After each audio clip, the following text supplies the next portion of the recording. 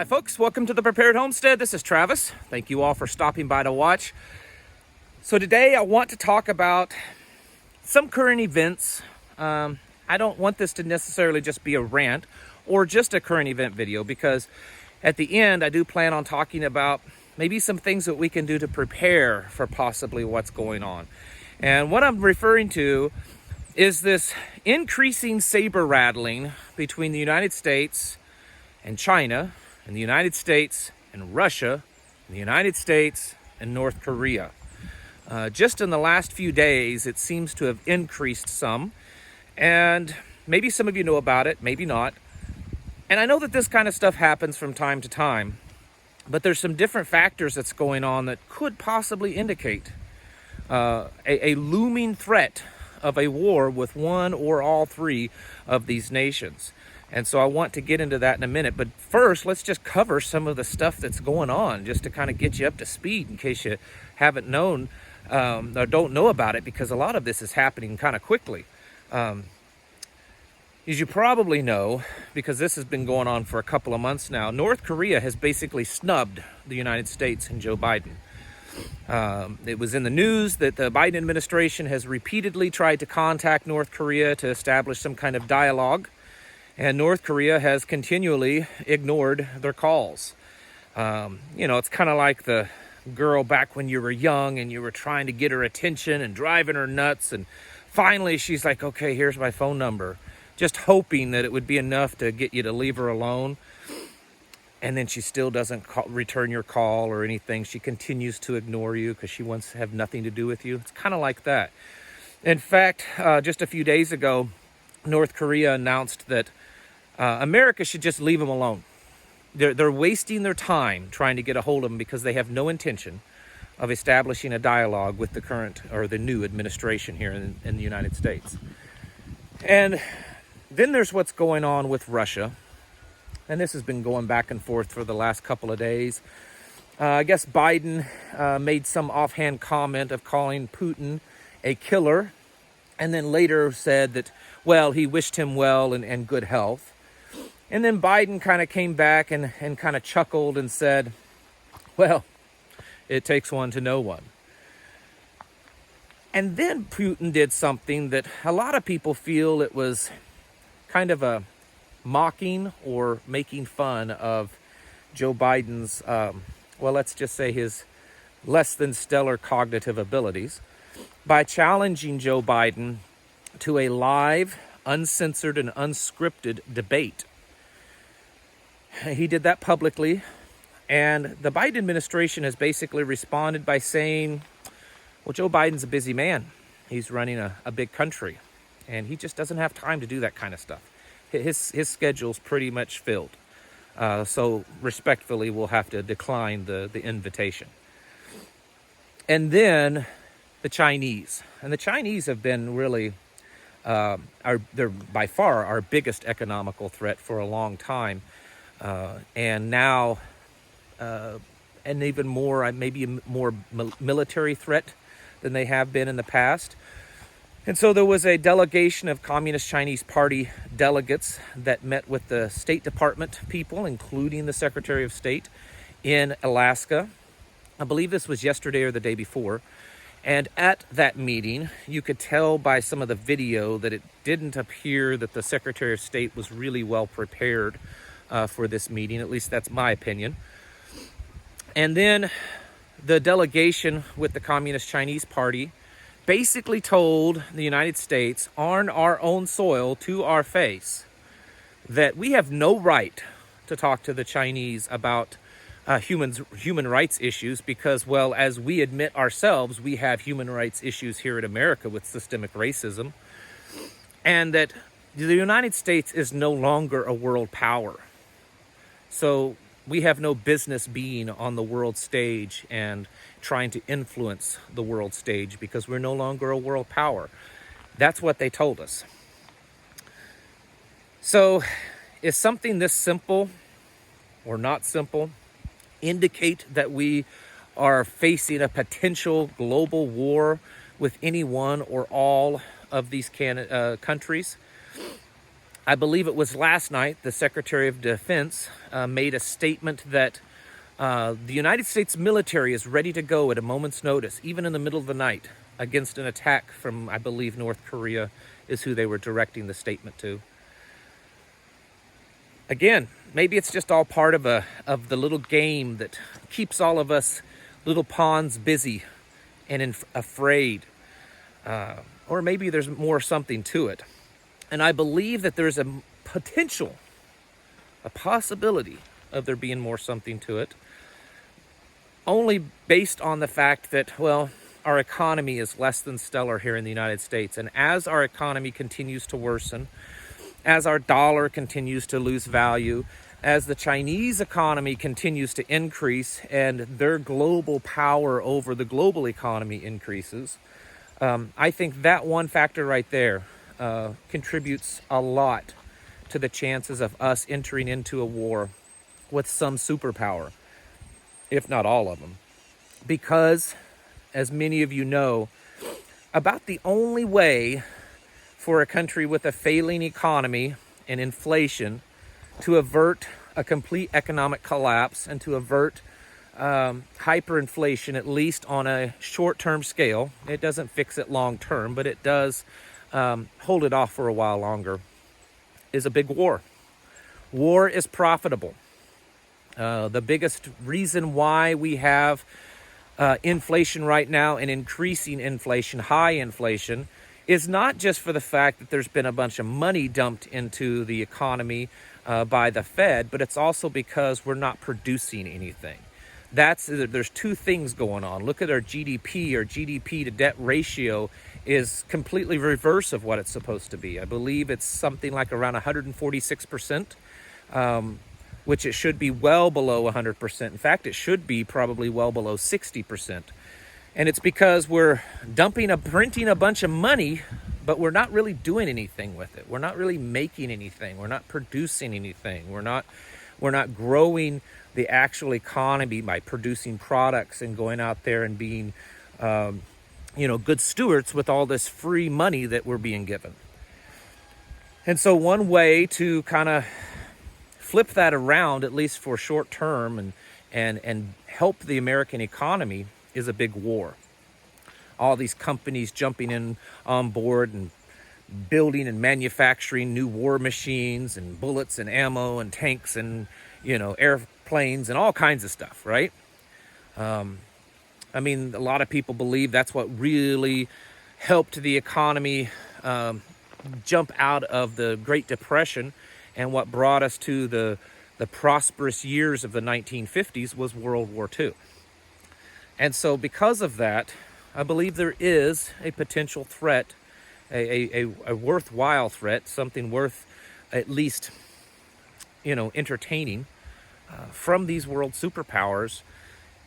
Well, at least two of them kind of are, because they seem to want to kind of stir it up with us. And of course, the other hand is that they know that because of our leadership and the change in our leadership, not just in the White House, but especially in the Department of Defense, that we are becoming more and more of a weak nation.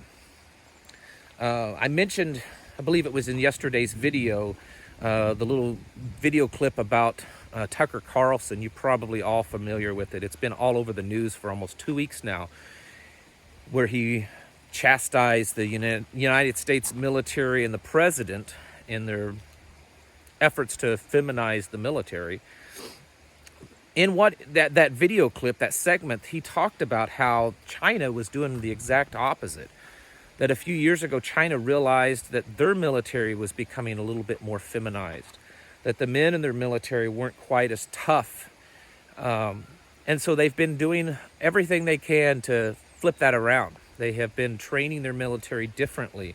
They've been implementing new policies, not just within the military, but within young boys, long before they ever get to the military, of encouraging strong masculinity, of encouraging teaching and building strength within their young men.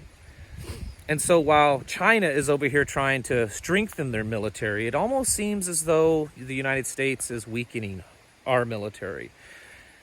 And something that a lot of people may not know, unless you watch the Tucker Carlson episode, that China has also been increasing their Navy. They now have the world's largest Navy, and they probably have the world's most advanced Navy. Many of their new naval ships are far more advanced than ours. So they're definitely more of a military threat than we've ever thought they could be. I mean, we've always known they have a large military, but the problem with China has been, actually getting that military out of their country into somewhere else. And so they're definitely becoming a bigger threat to us. But the thing that I really want to focus on is nuclear threat. Does this mean, because these are 3 nuclear powers, Russia, China, and North Korea. And then, of course, there's always Iran that is working on or may have one or may be close to having one. Who knows? Is this something that you and I should worry about? Prepping kind of got started during the Cold War, and it kind of got started because of the Cold War and the potential threat of Cold War and of nuclear war. So are we getting back to that area? Is that something that modern day preparedness-minded people need to kind of refocus on? Is this potential threat of nuclear war? I think it should definitely be on the table. I think it should be within your prepping plan. And the good thing is that because of the Cold War, there is a lot of literature. There's a lot of information out there of how to deal with it, of how to prepare for it. I want to caution you to not base your preparations, your plans, or your fears on what you've seen in Hollywood, because most Hollywood movies don't show a very good realization of what would probably happen in a nuclear war. They either show a nuclear detonation as being far more destructive than it's capable of, or being less destructive. They really rarely show kind of that in-between where it's probably most likely. They either, make it sound like if we get nuked that the whole nation is dead, or, if we get nuked and you're behind a little brick wall, you're probably safe. So do the research on that. For most of you, you're probably safe from the initial attack because a lot of you probably don't live in major population areas. And that's going to be the main targets if that happens. Usually major population areas or certain strategic infrastructure areas. So as long as you live out in the country like this, you're probably pretty safe from that initial blast. The most important thing that you would have to worry about is the fallout. And that all depends on where you're located and what the weather is doing at the time of the detonation, if the winds bring it your direction. There's a little map I'll show you, and this isn't necessarily accurate. It's just one of the mini maps that the military has come up with of possible fallout areas.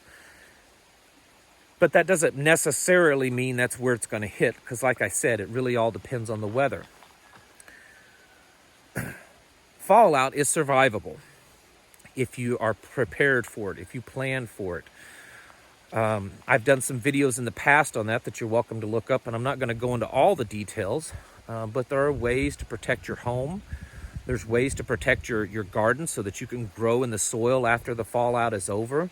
One of the things that I always recommend is getting large tarps, or even those types of tarps that they use for billboards. You can usually get those pretty cheap, and they're big, heavy duty. If you hear of a nuclear detonation that could be in an area that you receive fallout, or you just hear of one in the United States soil, I would immediately take those and roll them out over gardens places to protect the soil.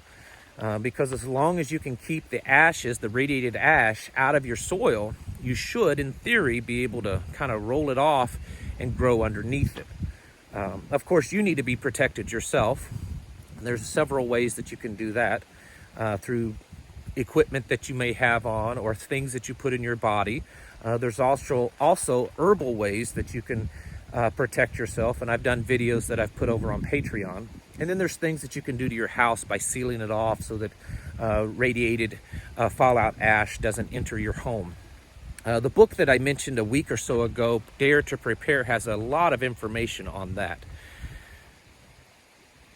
But are we a real threat by these nations? I tend to believe, and this is my personal opinion, that we probably would never see a nuclear attack by another major world power, such as Russia and China. I think that they know that we have as many as they do, and if they launch them against us, we're going to be launching them against them. And then it's just going to be bad for both. I think our real threat are from smaller nations and from just rogue terrorist groups that happen to get a hold of them. And there's definitely plenty of nukes that have gone missing over the last many decades. And then places like North Korea, Iran, and maybe even Pakistan could definitely be potential threats. I think the biggest threat that we have when it comes to an actual war from a nation like China is an EMP, which is a high altitude nuclear detonation that would knock out our electric grid and pretty much all electronic devices. I think that's probably one of the best scenarios, at least from their point of view. They take out all of that, sit around for a few months and let most of the nation die off, and then they step in, take us over. Our infrastructure's all still in place, just all the people are mostly dead. And they manufacture all the electronic devices so they can just come in and replace all the circuits with ease. The point is that there's definitely increased talks, and based on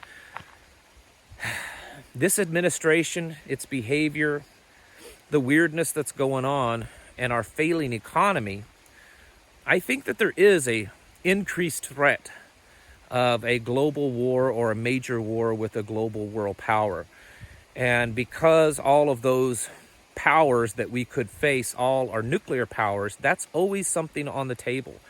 So while you're prepping for all the other things that's happening, maybe you should revisit what to do in a major war, and especially what to do in the event that there is a nuclear attack or an EMP attack.